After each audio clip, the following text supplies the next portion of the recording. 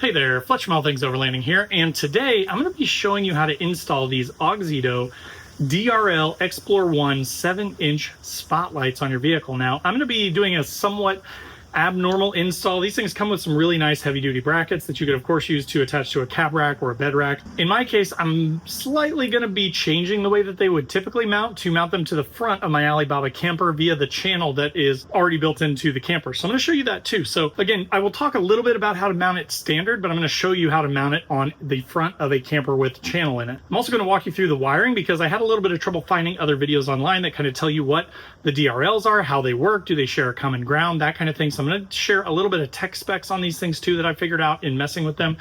And then of course show them in action when I go camping this weekend. I'm going to take them out. I'm going to show you what these look like at night in the dark. So let's get into the AUXITO Explore 1 7-inch spotlights with amber and white DRLs.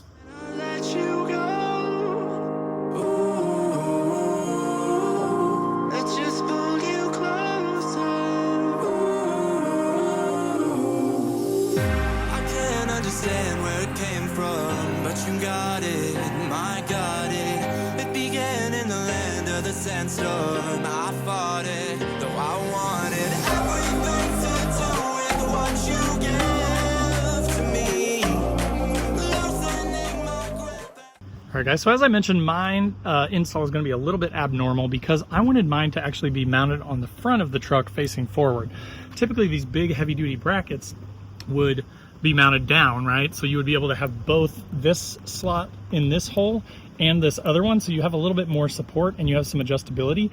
In my case, I just tightened these down a ton, and as you can see, I mean, that thing is on there good. It's not moving at all, but I just put one screw through the non-slotted channel here on the top, and then I dropped a couple of 1/4-20 channel nuts in here and bolts, and just bolted that thing in to the channel. So I basically went with the bottom channel on mine because these things are 7-inch. I wanted them to be up a little bit higher.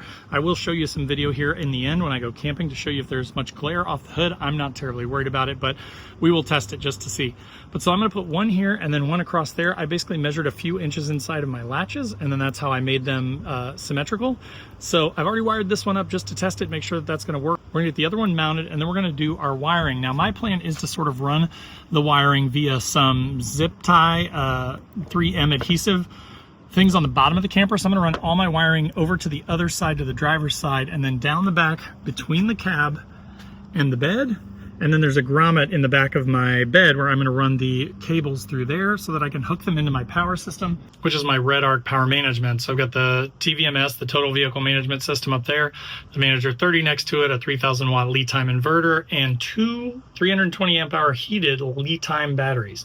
So tons and tons of capacity. What I'm going to actually do though is I'm going to wire the main spotlights up to the 30 amp channels, which are these ones over there on the right, because that's a little bit heavier load, and these do draw a fair amount of power. Then I'm going to use a second part of the 10 amp loads to power the DRLs. And I'm going to talk to you a little bit more about that when we get into the wiring here in a little bit. But anyways, you can power the DRLs however you want. You could tap into your fog lights if you wanted to, for instance, to have your DRLs kick on. When those kick on, you could have them kick on when your headlights kick on. There are a million ways to do it. It's going to be dependent on your vehicle. In my case, I'm just going to put it on a switch through my Red Arc so that I can turn the DRLs on and off whenever I want. And all of this is going to run off my house battery, my auxiliary battery. So I never have a worry of killing my starter battery or anything like that. So that is my plan. But let's talk a little bit about what comes in the box. All right, so as far as what comes in the box, I want to start by saying all this stuff is super high quality. Like, these lights are heavy, thick boys. So they are really well built, extremely well insulated. Got a ton of heat sinks on the back of them so that they can disperse the heat. Really nice protection on the front. The DRLs are actually this sort of triangular honeycomb looking part, and I'm going to show you that when we light them up here in a second. But then you've got a two-part design. So you've got kind of spots in the middle here and then floods around the sides, I believe. And what that does is then you'll have a piercing sort of spotlight of light that will go quite a ways down the trail. And then you'll also have these floods acting to show you the sides of the trails up above you, down below you. So you get a good spread of light. They're not just like pinpoint spotlights like we used to get on these size lights before. Now, in addition to that, you get a already pre-wired main harness here. Now this does have a switch on it. So if you were going to use the switch, if you were just going to wire this up like normal, you could just use this switch to turn them on and off. In my case, I'm not going to be using that. I'm going to be pulling that off, and I'm just going to be hardwiring it to my red arc so that I can control it from the switch up there. So then from your lights, you have a 4-pin Deutsch connector that goes into this 4-pin Deutsch connector and this little sort of like bridge harness here. Now this connects to the rest of the harness with a 2-pin here. So there's a 2-pin Deutsch connector there. Then you get this yellow and this white cable that come out of here. And it took me a minute of testing just to kind of figure it out. But the yellow one is your DRL for the ambers. The white is the DRL for your white DRLs. And essentially they share a common ground with the harness. So what I'm going to do is I'm going to wire this positive and this negative into a 30 amp. So that I have to turn that on to get the spotlights on. If I want the DRLs, all I have to do is wire this positive to the 10 amp, because as long as I have positive power going to this thing, then it shares this common ground with this. You don't need to ground out the DRLs as well. So hypothetically, I could put the yellow on one switch and the white on another switch, hit each switch to control which DRL comes on. I really only care about the amber DRLs. It's the only one I'll ever use. But so I flip a switch in my truck, the DRLs come on. I flip the other switch in my truck, the main spots come on.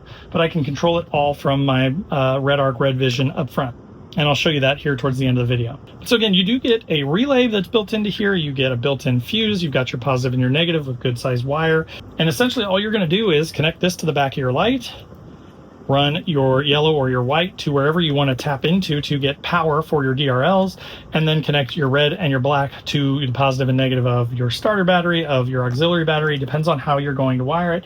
They do include some nice instructions in there that are pretty straightforward. The only thing that's a little tricky, or was a little tricky for me, is the DRLs, but again, they share common ground. Just wire this into something that will give it positive power when you want the DRLs to turn on. Fog lights, headlights, whatever. Guys, so to catch you up, that is what the lights look like mounted on the front of the camper. And we've got the Deutsch connectors run under there. And then what I've been working on just to sort of clean things up and simplify it is sort of a wiring harness. So these are your shunts, or your extensions, if you will, the ones that start in a 4-prong and go to a 2-prong, which will then eventually go into the main relay harness that came with it. What I did was I basically split these apart, extended them a little bit, wired them together here, and then loomed them all into one piece that is going to go to these extensions. They're going to run into the back.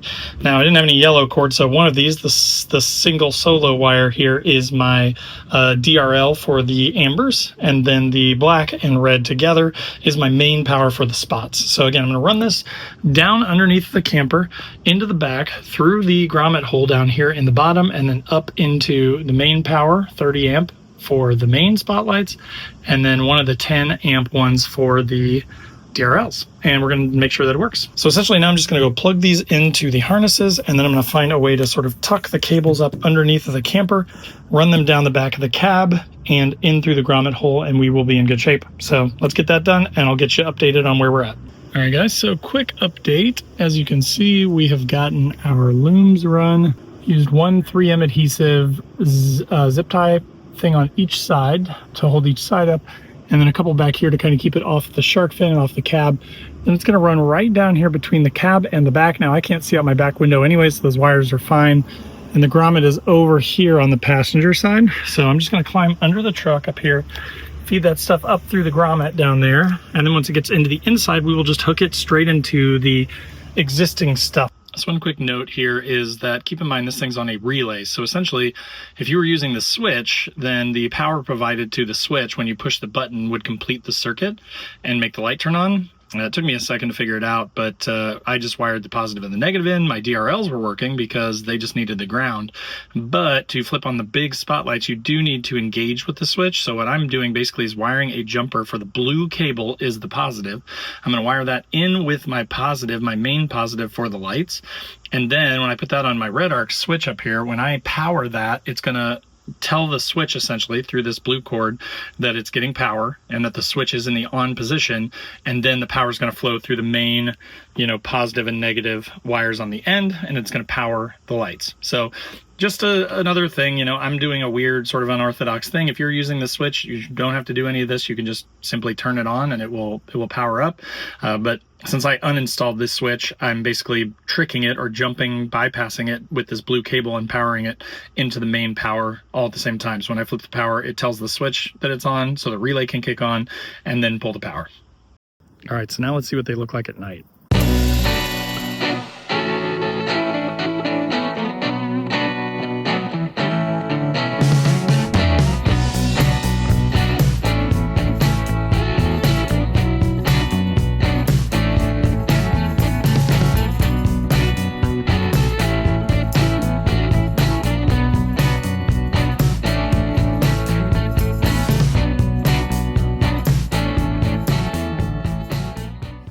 All right, guys, so that will do it for the AUXITO Explore 1 lights with DRLs. These things are really, really cool. I love having a focused spot, especially with the additional flood around the edges. It puts out just a ton of light, as you saw from the sort of top-down views. I have a lot of experience in the Midwest, and especially up in like Michigan and Wisconsin, where it gets dark really, really early. There's tons of deer. There's tons of animals on the road.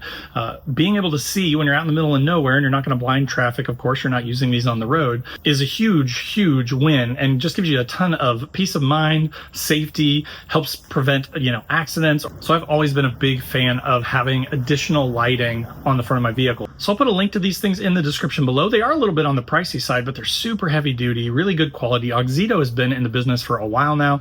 I've run a couple of their, LED lights in previous vehicles, and those were great. So as far as a brand that is one that's been around for a while, AUXITO is definitely one of those that I've seen for a while. So if you're looking for some additional spotlights, definitely check those out through the link in the description below. If you've got any questions or feedback on these things, if you're running them, definitely post those up in the comments down below as well. If you got value out of the video, make sure to click that like button. If you're not already subscribed to the channel, there are links below to all my social channels, and I'd love to have you wherever you want to come hang out. Also below this video is a join button, which is just sort of a passive way to support the channel. It gets you early access to the videos plus some other perks. But if you want to be more involved with all things overlanding, there is also a link to my Patreon page. And on the Patreon page, for $5 or more, you get access to a 24/7 Discord where we all chat and share memes, and we buy, sell stuff. We talk about rigs and gear and all kinds of stuff. It's become a really fun little group. And then we have a once a month Zoom call, and we're going on a couple trips a year. We're actually going to be going to the Ozarks this year in September, which is going to be a ton of fun. So if that sounds good, check out the Patreon. Then there is a link to my website where I've got funny overlanding camping themed patches and stickers, things like don't burn your wiener and it's a hot dog, or I hate people so I camp, or F people, let's go overlanding. So if you're looking for some funny dad joke style patches and stickers to decorate your rig with or your fridge, definitely consider checking those out. And then last but not least, there's a link to the Newbie Overlanders Facebook group. Now this group's totally free to join, has over 32,000 members at the time I'm recording this, and it's growing every day. So if you're interested in being in a group that doesn't allow bullying, doesn't allow a ton of self-promotion, and you can ask questions or answer questions, just have a cleaner experience, Newbie Overlanders might be a good place for you, and we'd love to have you. But again, thanks for watching. Hope that was helpful. Click through those links below to pick up a set for yourself, and we'll see you next time.